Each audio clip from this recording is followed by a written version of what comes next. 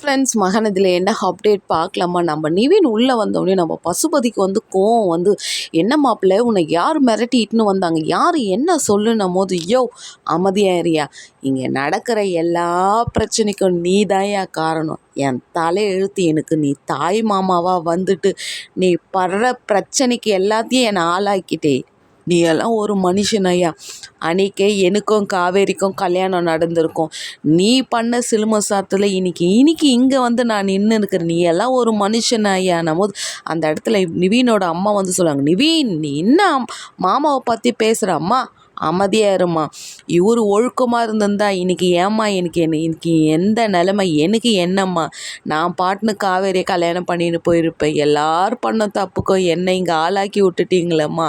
நான் என்னம்மா தப்பு பண்ணேன்? என்னை ஏம்மா இப்படி சோதிக்கிறீங்கன்ட்டு நிவீன் அப்படியே கோவிலில் அழுவாருங்க.